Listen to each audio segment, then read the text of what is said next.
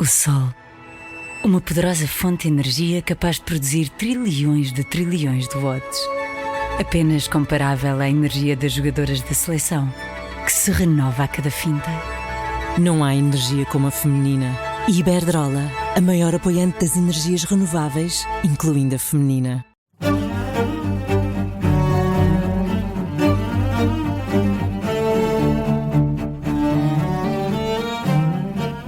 Este é o Querido Líder, o podcast da Rádio Observador dedicado à liderança. Jorge Medeiros, consultor, e Milton de Sousa, professor na Nova SBE, são os nossos especialistas residentes, têm muita experiência na formação de executivos.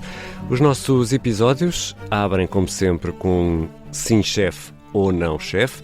Analisamos a performance de um líder e, neste episódio, olhamos para a figura de Catherine McGregor, CEO da Engie, é francesa, vamos conhecê-la melhor mais à frente. E, como sempre, também temos um tema central e conselhos daqueles bem bons. Neste episódio vamos falar sobre desistir, saber quando parar. Eu sou o Ricardo Conceição e este é o Querido Líder. Bem-vindos, Jorge Medeiros e Milton de Sousa. Ricardo. Bem-vindos ao vosso Querido Líder e vamos aqui ao nosso primeiro segmento, sim chefe ou não chefe, e hoje olhamos para Catherine McGregor, CEO da Engie, é francesa. Milton de Sousa, porquê esta escolha? Eu acho que é interessante, acho que é sempre importante termos escolhas de CEOs, mulheres CEOs, acho que é bom, temos até como referência, como exemplo. Acho que ainda há um percurso muito grande a percorrer para tentarmos promover mais mulheres a cargos de topo. E é um caso particularmente interessante porque é uma senhora que fez uma carreira dentro do setor, numa área muito técnica, muito da engenharia, de energia, e portanto muito man-driven, e portanto acho que afirmar-se nesse mundo acho que é particularmente interessante e relevante. E há aqui um aspecto muito interessante que eu gosto no percurso dela, porque vem da área de recursos humanos. Ou seja, tem uma experiência muito forte na área de recursos humanos e é muito raro ver pessoas que vêm dessas áreas assumirem papéis na área assumirem o cargo de CEO em grandes empresas. E pode ser até um pouco sintomático da importância cada vez maior que esta área está a ter dentro das organizações, o reconhecimento que uma empresa no final é fruto, obviamente, daquilo que é o seu talento, e muito desta maior preocupação julgo que as empresas estão a ter com as pessoas, com a gestão de talento do ponto de vista estratégico. Se calhar também durante a pandemia houve aqui uma constatação muito real de que no final do dia, se as empresas não cuidam bem das suas pessoas, não conseguem ter resultados. Obviamente não podemos ser românticos ao ponto de pensar que é só as pessoas, mas eu julgo que é um caso interessante disso, e de uma pessoa também que tem tentado o mais possível ser uma voz pela aceleração da transição energética, que é fundamental nós fazermos, mesmo dentro do espaço europeu. Portanto, acho que é, a meu ver, um caso de um sim-chefe. Então ela merece-te um sim-chefe. Jorge? Há aqui alguns aspectos que eu acho interessantes. A Catherine McGregor ter feito uma grande parte da vida como recursos humanos, mas ela logo a seguir à universidade foi para uma plataforma petrolífera no Congo. Portanto, altamente dominada por homens. O Milton já um universo mais masculino. Muito masculino e duro num país duro também, o que é interessante. Há apenas outro ponto que eu acho que vale a pena referir, que é a própria Catherine atribui a sua adaptabilidade às circunstâncias e, portanto, o percurso dela reflete esta adaptabilidade. Ela foi nomeada CEO da Engie depois de todo um percurso de outra senhora que fez um percurso extraordinário na Engie, mas muito é-nos dado crer reorientando para a transição energética, porque para todos os efeitos uma grande parte do modelo de negócio ainda está muito pendurado no gás e na distribuição e no armazenamento.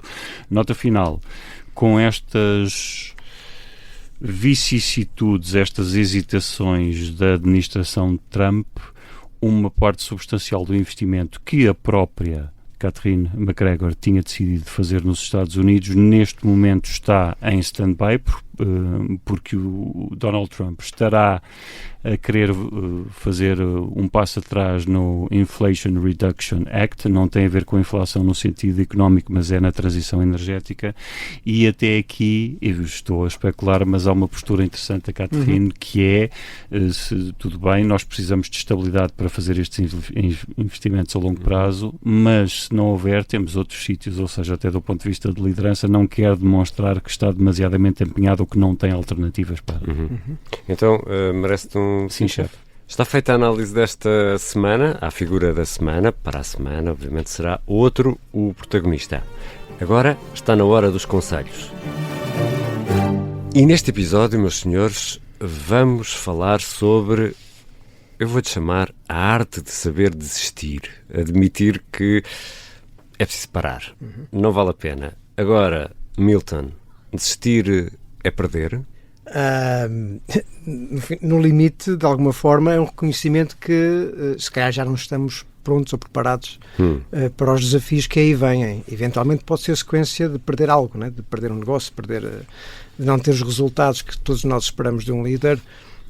Acho que um bom líder sabe sair antes de chegar a esse ponto, né? Sabe sair no momento alto, sair pela porta grande. E nós sabemos de muitos casos de líderes que não souberam fazer. Isso é tão difícil. E é muito difícil. E a questão que se coloca não é tanto pelo líder em si, é pelo que representa para a organização, para a instituição. E eu acho que esta é a grande mensagem, diria, é que o saber parar e saber desistir é, na verdade, saber reconhecer que, se calhar, eu, enquanto líder, já não estou nas condições de servir a organização e as pessoas. E isto coloca-nos relembra-nos da importância que os líderes devem ter de verem a sua posição como transitória e não como um ato eterno, como definitiva. Eu não sou o líder, eu estou como líder e estou aqui a representar um conjunto de pessoas, uma organização, uma missão, e eu tenho que estar sempre a questionar-me, será que eu sou a pessoa mais capaz neste momento para o fazer? E às vezes tem um famoso efeito de húbris, né? Começam a achar que são sempre as pessoas mais capazes e mais competentes pelos sucessos que tiveram e não reconhecem esse momento, né? Jorge. Voltamos aqui, nós já aqui falámos mais do que uma vez da falácia do custo afundado, da aversão à perda e, portanto, isto não é por acaso. Nós temos por desenho evolutivo, eu sei que isto é um paradoxo, porque se é evolutivo não é por desenho, mas fica a imagem, uma hipersensibilidade ao que é negativo e, portanto, assumir uma perda é muito difícil. É biológica e psicológica. É psicologicamente difícil porque uma derrota, é reconhecer uma derrota. Há aqui uma perda que é fundamental reconhecer. E isto leva-nos aqui a alguns temas. Quais são os mecanismos de controlo que tem o líder para ter as pessoas que lhe dizem a verdade, que falam a verdade ao poder e que não lhe dizem o que acham que ele quer ouvir? E, portanto, do ponto de vista de governança até pessoal é um tema muito importante.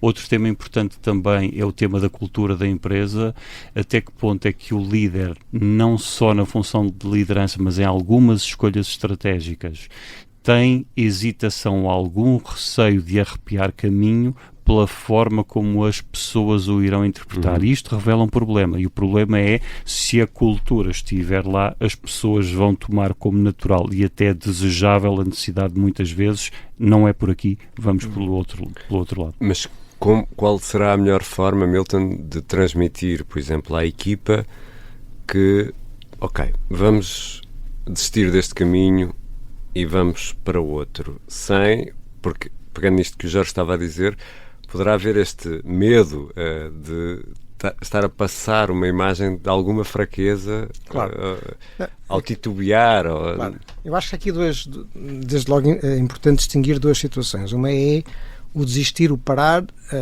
enquanto líder, ou seja, eu desistir da minha posição, da minha função. Já falamos sobre isso. Isso é uma, não é? A outra é desistir de um projeto, de uma iniciativa. Isso implica que a pessoa esteja também bem resolvida consigo. Bem resolvida consigo própria, de bem consigo própria e também consciente daquilo que é o seu momento também, não é? Portanto, esse é um aspecto difícil, muito difícil. Já agora só uma nota sobre isso. Nós, quando fomos subir ao Kilimanjaro, a primeira vez, há uns 2 anos, convidamos o João Vieira de Almeida, que é um grande aficionado do Kilimanjaro, para nos fazer uma pequena palestra, e ele disse uma coisa que eu achei muito interessante, que foi o nosso objetivo não é subir o Kilimanjaro, o nosso objetivo é subir e descer o Kilimanjaro. E, portanto, reconhecer que aquele momento que estamos lá em cima, de celebração, êxtase, dura 20 minutos. Depois há uma jornada ainda muito grande a fazer até cá abaixo, e posso desde já dizer, de testemunho pessoal e de quem fez isto connosco, de que a descida dói mais do que a subida até. Não é? É e, mais portanto, difícil descer do que subir, não é? até Muitas porque vezes. depois já vens daquele êxtase até uma espécie de... É o regresso da festa. É o regresso da festa, não é? E é um tipo, até fisicamente, um exercício difícil, mas eu acho que saber enfrentar essa descida bem, como um momento de partilha para saborear aquilo que foi o processo anterior, acho que é muito importante. Eu gostei que ele ficou muito saber descer da montanha, e para qualquer ideia é importante. Depois, há aquelas situações muito práticas, muito operacionais, de ter que desistir de um projeto, ter que desistir de uma iniciativa, Um negócio. Eu acho que traz de novo ao de cima a importância da coragem, né? E às vezes é preciso mais coragem para parar alguma coisa do que para iniciar algo de novo, porque há sempre aquele entusiasmo da aventura, do desconhecido, e depois há um investimento já feito e é preciso uma coragem ainda adicional para o fazer. A forma como se transmite isso deve ser tão assertiva como a forma como tentamos puxar a equipa para um projeto, ou seja, vamos por aqui, agora vai ser isto, vai ser assado, e dizer, não vai ser por aqui, vamos ter que ir por ali. Ou seja, qual é já sabemos que não há fórmulas perfeitas, se procuram fórmulas perfeitas, não ouçam este podcast, mas há alguma forma de transmitir isto à equipa, Jorge? Há algumas formas, deixa-me voltar aqui um pouco atrás. Se nós tivermos uma única ideia para avançar, vamos agarrar-nos mais facilmente a essa ideia e ter mais dificuldade em reconhecer que a ideia deixou de ser boa. Se tivermos várias ideias, reduzimos o risco. Porque temos vários planos. Nem é bem o plano A no sentido deste falhar, é experimentar, no ponto de vista de incerteza, experimentar fazer várias experiências concomitantes. E, portanto, logo vemos as que estão a resultar e não estamos pessoalmente comprometidos. Uma das coisas que vemos muito até no discurso político são as entidades políticas a descrever os projetos piloto. Aquilo não é projeto piloto nenhum, é uma decisão que já está tomada e obviamente as pessoas já sabem que aquilo vai correr bem por uma simples razão, é porque a carreira política correria o risco de se desmoronar se afinal isto foi uma grande ideia de fazer o projeto piloto, mas isto não vai funcionar. E muitas vezes o político o que diz é, ou pensa, estou a especular, as pessoas o eleitorado não vai conseguir digerir a sensatez de fizemos o projeto piloto foi bom e formou, mas neste momento é melhor cortar perdas e não é por aqui o caminho. Milton.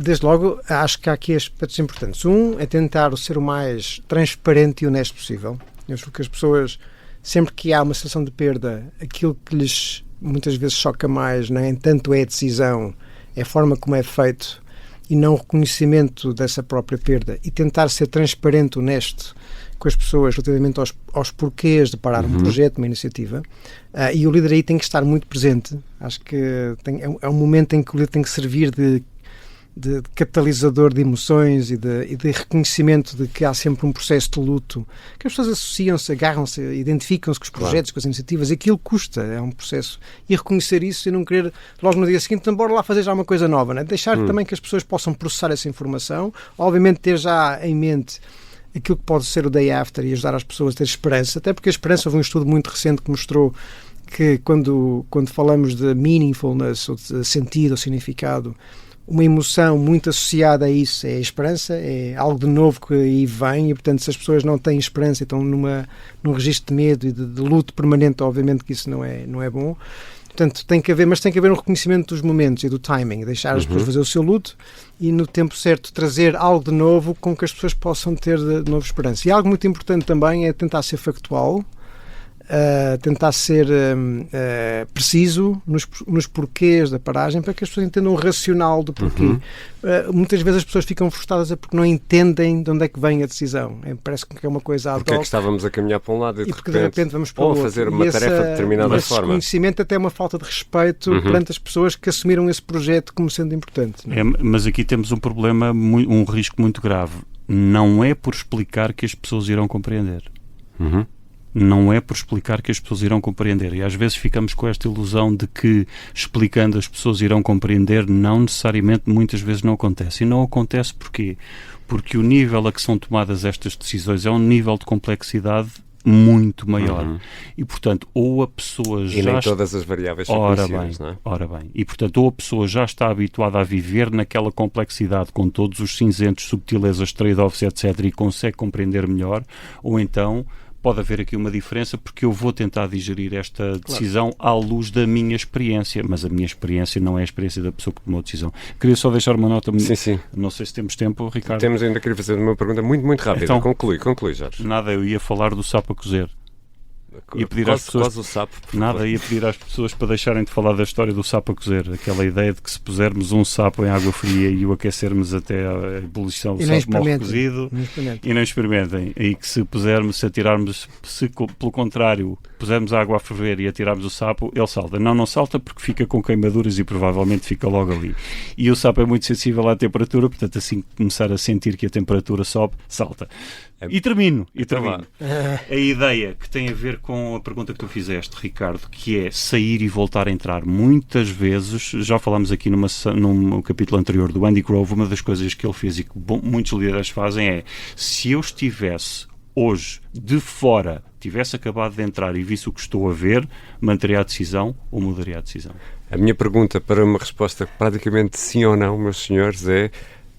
pegando no que o Milton estava a dizer há pouco, quando os líderes assumem a liderança, assumem-no com o sentido ou com a ideia de que se trata de algo transitório ou não? Da vossa experiência. Não é para elaborar, é só para dizer sim ou não. Aquilo que observamos.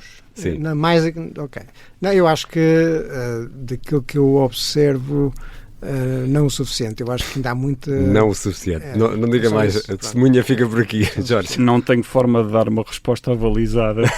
Não tenho forma. Ok, ficam feitos os conselhos e discutimos o tema central desta semana com os nossos especialistas em formação de executivos, o Jorge Medeiros e o Milton Sousa. E é com estes conselhos que fechamos este primeiro episódio da semana do Querido Líder. Na quinta-feira regressamos com um convidado, José Miguel Leonardo, foi CEO da Randstad Portugal e hoje é vice-presidente da Cruz Vermelha. Aqui fica um pedacinho da conversa. E essa decisão foi tomada pelo presidente da companhia, que numa comunicação que nos fez pessoal, nos disse, e a mim disse-me, Zé Miguel, não te preocupes com a rentabilidade da empresa. Este é o momento de olharmos para as pessoas. Olhemos para as pessoas, salvemos as pessoas, tomemos todas as decisões que sejam necessárias para proteger as pessoas